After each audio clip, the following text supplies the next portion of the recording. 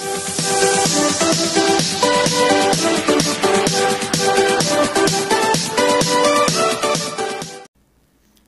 is up, guys? This is Adnan Plays Greeks and welcome back to another video. And if you guys haven't subscribed to the channel, please subscribe before we begin this video, because it's been a crazy day of YouTube. I've just been uploading videos and then going in and then editing them as soon as I finish, and I have to edit as fast as I can because it's crazy this December period, because it's a Tuesday today and I'm uploading both my videos, my FPL for Game Week 11 and my Game Week prediction for Game Week 12, sorry, both for Game Week 12. And then tomorrow I'll have to make my FPL Game Week FPL Game Week wants to watch for Game Week 13 after 1 day. So basically I'll make 2 FPL videos in 2 days. That's crazy. Can't imagine this December period for the players. It must be crazy. I mean, I'm pretty sure we're going to see a lot of players getting injured right now. And the only reason I'm kind of frustrated about all this football, and it's just because I would have been more hyped and excited, but just my team can't stop losing at this point. We just keep losing, and it's just really taken my mood off. It really sucks. I get sick when I watch my team. Literally, I don't feel good. It really does suck. It really does suck. But I'm gonna stop talking about my depression and let's see how many points we got last week. So usually our average, as last week we managed to get 21 points. We weren't very close as 21 points, but we still got 14 points, one after a forfeit. So if you guys want to comment down your prediction in the comment section, comment down your predictions with a forfeit under it. And if you get more than 15 points, you got a shout out and a forfeit. So that'd be pretty cool. If we manage to get some comments in, that'd be cool. But let's get straight into my Game Week 13, is it? Game Week 12. See, there's so many games. I'm getting so confused. Game Week 12. Tomorrow's 13. So Game Week 12 predictions. So the first game is Chelsea versus Wolverhampton Wanderers. It's today night at around 9:30. This is a tough game to predict because Wolves have to beat Arsenal. Then they got smacked by Liverpool and they lost to Villa in the last minute. That was so harsh on them. I think it's the Raul Jimenez situation really took a toll on them because it doesn't look good for Wolves. But then Chelsea also managed to lose to Everton in the last game. I was mad surprised. I did not expect that. Because Everton didn't look good in their previous games at all. I did not expect them to get a win against Chelsea. That Chelsea team, I think that Chelsea team is missing Ziyech a lot, because Havertz doesn't look like he can do the job that Ziyech does, and Werner just has some good games, has some bad games, and Frank Lampard doesn't want to play Pulisic for some reason. I mean, we saw it last season. I thought after we went into lockdown with no fans, Pulisic was amazing. I thought he'd definitely get a start after he got injured in the FA Cup. I thought this season he'd definitely be a regular starter, and it doesn't really look like it. I'm not sure if he still has an injury problem, but he's very confusing at Chelsea. But obviously last season they also managed to beat Wolves. They managed to beat them 3-0 in that game to get them top 4. And they didn't have any of these stars. They look pretty comfortable. I might just go for a similar result, but I think Wolves will score. I think it'll be a 3-1 Chelsea win, sorry. And the next game, Man City versus West Brom. This is a fairly obvious game. There is no way West Brom are winning this. No way West Brom are winning this. I'm literally saying this so I don't look like if West Brom win, which they won't, I look like an absolute idiot. But I'm 100% sure Man City are winning this one. But the question is, how many will they score? Last time these two sides played, it ended 3-0 Man City, and I'm going to go for the exact same. I think it'll be a 3-1 win to Man City. I just think that Man City have so much quality in their squad, and I don't think West Brom looked poor against Newcastle, and I think it could even be more than 3-0, but I think City aren't the fire team we usually see them as, but I think I'm going for a 3-0 City win. I think that's fair enough result. And the next game, the next day, tomorrow, is my team versus Arsenal versus Southampton. I was not excited to predict this one because there's no way I'm backing my team to win this. I'm saying this, I'm an Arsenal fan, I'm saying there's no way we're winning this game. There's 0 chance we're going to end up winning this game. But I think we're going to have to put up a fight. And if I was an Arsenal fan, I wouldn't blame you if you're blaming them to lose, obviously. But I'm just saying we have to put up a fight in this game. If we don't put up a fight, there's going to be some questions to the manager, some real questions. I don't want to see no William, no Hector Bellerin playing. It makes me so frustrated.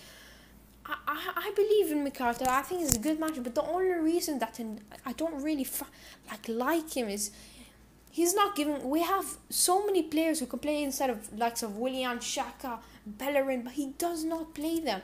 We have a very good right back, and we have two very good right back. We have Maitland-Niles and Cedric. He could play instead of Bellerin.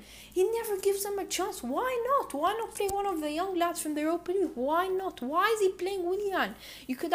I would literally wouldn't mind Reece Nelson playing instead of Willian. Willian is terrible.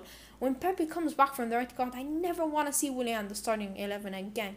Willian is a Europa League player. I don't know why when we bought Willian, I have to say I was excited. Obviously, he's a big player. He has a big status, but he hasn't been performing. He just looks like he's come here. It's like he's just doing his job, but he's not doing his job. I don't know how to explain. You know, when you go into work, you're just like, okay, whatever. Let's just finish this and let's go home. He has that kind of mentality, and I hate it. He doesn't mean trying. And Bellerin's just crap. Man doesn't know how to take throw-ins, and I just watch him and be like, we could probably get one of the under-15s and probably play him instead of Hector Bellerin. He looks terrible. He lacks confidence as well. He could have crossed the ball so many times against Burnley. He never did. And that's why I don't think we're gonna win this. And Southampton are probably the on-form team in the Premier League right now. But we're gonna have to put up a result here. I'm gonna go for a 1-1. That's a good result for us, obviously. And the next game, we've got Leeds versus Newcastle. This is a very tough one to predict because both teams won their last game. They both look pretty promising. But I'm not going to really talk much about this game because I spent a lot of time in the Arsenal game. But I just see it as a draw here. I think Wilson and Joe Linton will be enough to not make them lose, to keep them in the game. But I think Leeds have a very talented side to not win this game. So I just see a draw here. I'm going to go for a 1-apiece draw here, 1-1. And the next game, a very interesting game, the one I will be looking forward to watch, Leicester City versus Everton.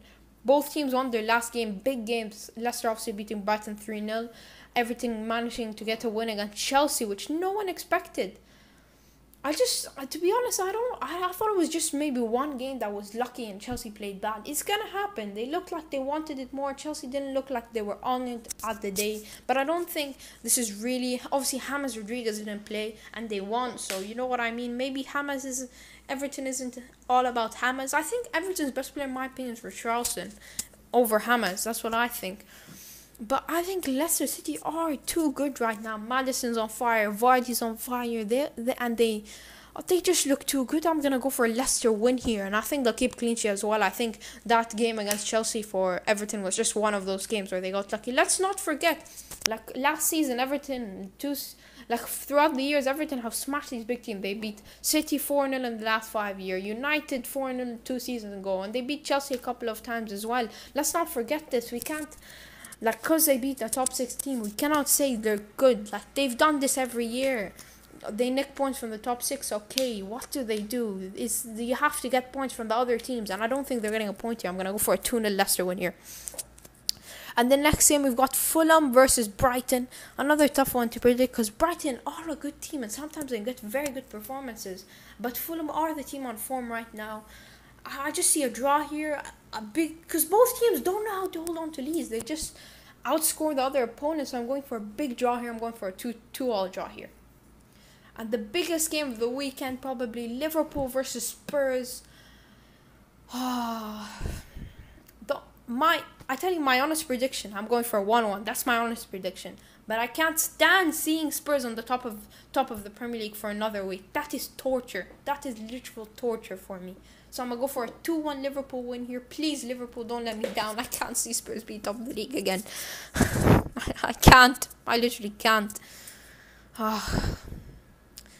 I've been getting nightmares every day. I know they're going to bottle it in the end, but this is just... Please, Liverpool, do us a favour once. And the next game, it's a London derby. We've got West Ham versus Crystal Palace. Both teams look good right now. But the thing is, Crystal Palace look like they're a one-man team. They're just Zaha, because Zaha was out. And they looked terrible. They lost to Burnley and they lost to Newcastle. He came back. They smashed West Brom, got a draw against Spurs. And now they're playing a very good West Ham side, which look like West Ham is how do I say it, a team effort. They've got Jaribone, they've got Suchek, they've got Haller, they've got Fornals, they've got Benrahma. Benrahma looked very poor against Leeds, yeah, and I didn't expect him to have that. I thought he was going to be better. Like, he looked like he wanted to get that goal. I mean, I don't blame him. He's a new player who wants to get his first goal for the club. He's going to shoot when he gets the chance, but I think in this game he will improve because he'll kind of realize the manager will have a talk with him. But I think I see a draw here. I'm going to go for another draw here. I'm going to go for a 1-apiece draw, 1-1. And the second to last game, we've got Aston Villa versus Burnley. I don't want to talk about Burnley a lot. We'll talk about Villa. Obviously, Jack Grealish has had some problems outside football. He's also banned from I don't want to talk about the first one, but he's also banned from driving for about 9 months, I thought it was, because for reckless driving. But it doesn't look like it really has an effect on him. We don't know. We don't really know. We'll see in the game if there's really an effect on him. I mean, I'm sure he'll start. He's good friends with the manager, and I'm sure he will start. But will it have an effect on him? I don't really know. I just think Ross Barkley's injury was a really big, how do I say this? A hit on their season. I mean, Ross Barkley looked very good, and I'm very sad to see him get injured because when I used to watch him at Everton, he was a class player. I really loved watching him, having my FPL team. Then he went to Chelsea and everything went wrong. He looked like a completely different player. Now he returned. He went to a lower team, Villa, and he looked amazing. We saw Ross Barkley in his prime. He is insane. But I don't see them losing to Burnley. I'm going to go for a 2-1 win here. And the last game of the weekend, Man United versus Sheffield United. Obviously, the last time they played, it was a thriller. It was like about 3-3, I think it was. What a game that was. Sheffield 2-0 up, United get 3-2 last minute. Ollie McBurney header. That was a class game. But these two sides are completely different now. They had fans in the stadium that time. Sheffield United were a completely different team. Like, people were talking about them getting the Champions League at this time. They were in Champions League spots at this time. And United were just getting up the table. I don't think both teams aren't on the same level as they were then. But that's why I think United are just going to stroll past this game, go for 3-0 United win. Yeah, I guess that's a fair win, 3-0. I think they'll just score goals. That United attack looks very deadly. And I think this is where Bruno Fernandes will really show his quality. He already has, obviously, but he'll show it a bit more. So I'm going to go for 3-0 United win. And that's the end of my predictions. If you guys enjoyed this video, please hit that subscribe button. And yeah, Adnan Plays and Predicts out.